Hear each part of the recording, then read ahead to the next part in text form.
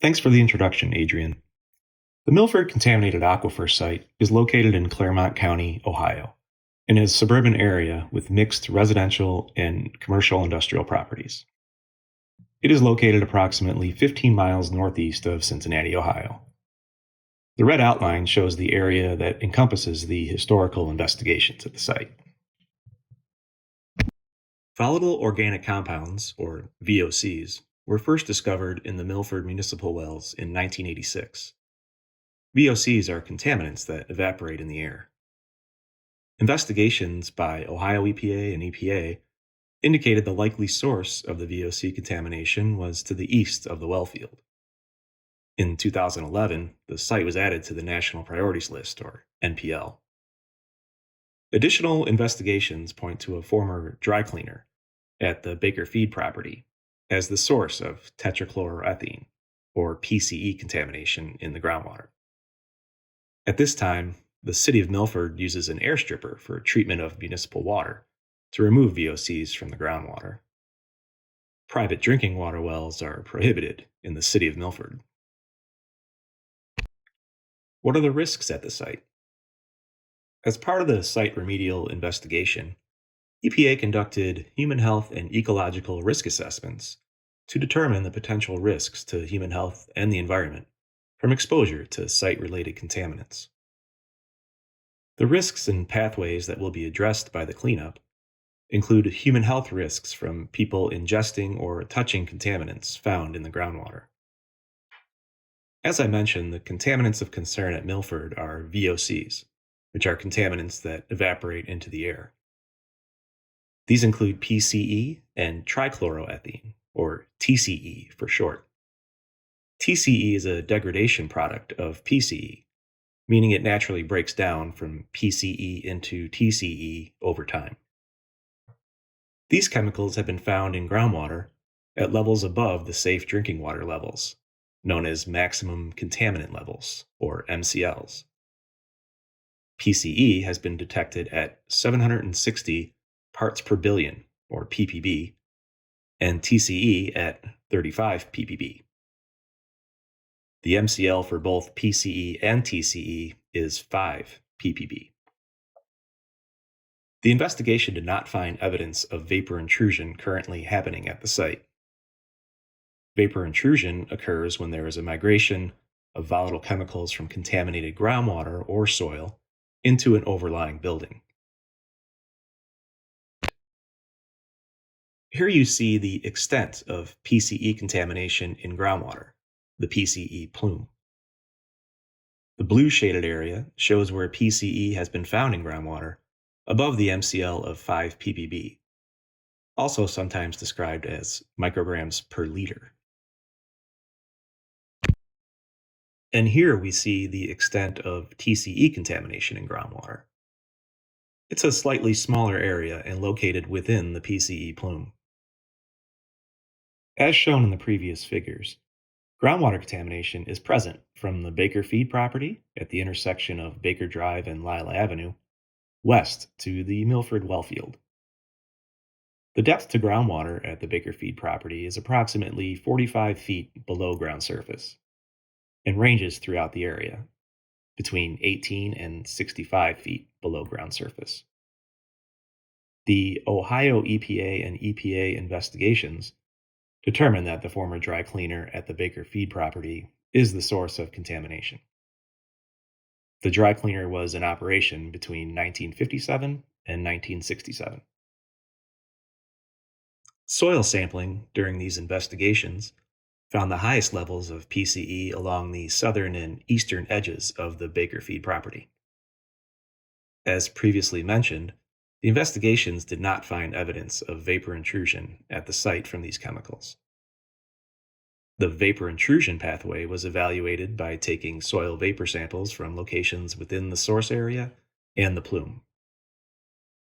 Soil vapor concentrations in the shallow soils did not exceed residential or industrial commercial criteria.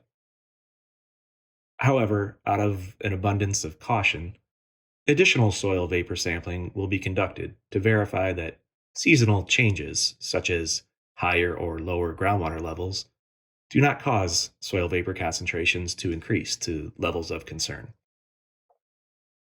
In addition, a screening level ecological risk assessment concluded that animals present in the Little Miami River are not at risk from surface water and sediment exposure.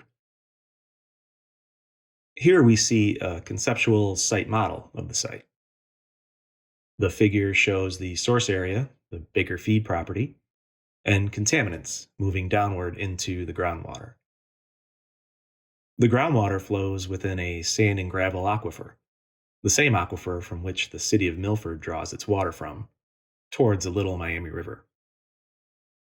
Drinking water for the area is sampled and treated before distribution to ensure it is safe. This slide shows the cleanup objectives for the Milford site. They include restoration of the groundwater to its beneficial use, prevent current and potential future residents and workers from exposure and risk to potential pathways, and prevent migration of the VOCs and groundwater to the municipal well field. EPA assessed different cleanup alternatives to address the source of groundwater contamination in the feasibility study. A total of 6 cleanup alternatives were compared against each other using specific evaluation criteria. A no-action alternative is presented as a comparison.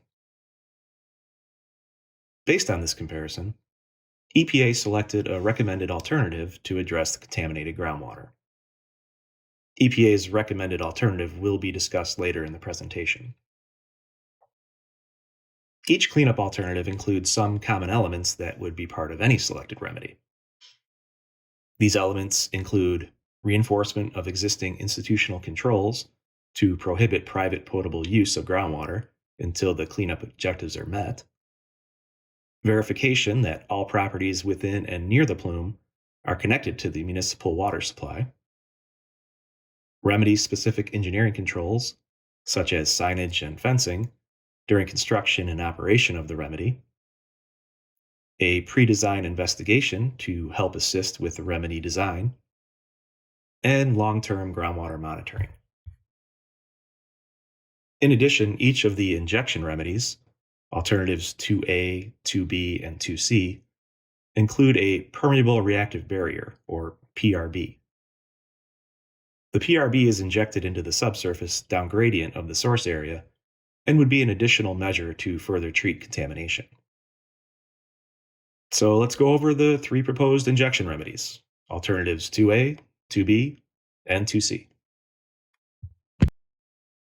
Alternative 2A is Targeted In Situ Chemical Reduction, or ISCR, at an estimated cost of $3.6 million. We would physically inject liquid that contains zero-valent iron or some other substrate to be determined into the ground at the source area. The liquid is designed to react with the PCE or TCE and degrade them into ethene, a non-hazardous end product. This remedy is expected to take approximately 2.5 years to complete. Alternative 2B is Targeted In Situ Chemical Oxidation, or ISCO, at an estimated cost of $2.1 million. ISCO is similar to ISCR, except the liquid injected chemically oxidates the PCE and TCE rather than degrade it, leaving no anticipated byproducts. The liquid would contain an oxidant such as sodium permanganate or sodium persulfate. This remedy is also expected to take approximately 2.5 years to complete. Alternative 2C is a flexible alternative that would be finalized after the pre-design investigation. It includes the ability to use ISCR, ISCO, enhanced reductive dechlorination, or ERD, which works in conditions without oxygen to diminish contamination, or some combination of the 3. With ERD, amendments like lactate or vegetable oil are injected along with microorganisms to accelerate the breakdown of contaminants. The estimated cost of Alternative 2C is $3.3 million and is anticipated to take approximately 2.75 years to complete. Alternative 3 is targeted in situ thermal treatment at an estimated cost of $13.6 million. This treatment technology uses a series of electrodes to heat the contaminated soil and groundwater. The heating results in several mechanisms to mobilize the contaminants for capture, including boiling and steam stripping. A contaminant capture system similar to a soil vapor extraction or SVE system is used to capture the contaminants. Specific thermal treatment processes would be selected during the design phase. This remedy is expected to take approximately 1.5 years to complete. Alternative 4 is pump and treat at an estimated cost of $14.9 million. Several extraction wells would be installed to remove groundwater, which would be sent to a new on-site groundwater treatment plant. Extraction wells would be located at Baker Feed, and additional wells beyond the Baker Feed property may be needed, as determined in the final remedial design. At the new groundwater treatment plant, the extracted groundwater would be treated to remove the VOCs. The specific treatment process would be determined during the design phase, but may include some combination of the following: filtration, pH adjustment, air stripping with off-gas treatment, and carbon absorption. As part of the design process, several potential discharge locations would be evaluated. Once treated, water would be discharged into the Little Miami River or the East Fork of the Little Miami River through a newly constructed discharge pipe, or, if sufficient capacity is available, through the existing sanitary sewer system to the Milford wastewater treatment plant. More details about all the alternatives EPA considered are available in the proposed plan and in the feasibility study, which can be found on EPA's webpage at www.epa.gov/superfund/Milford-Aquifer.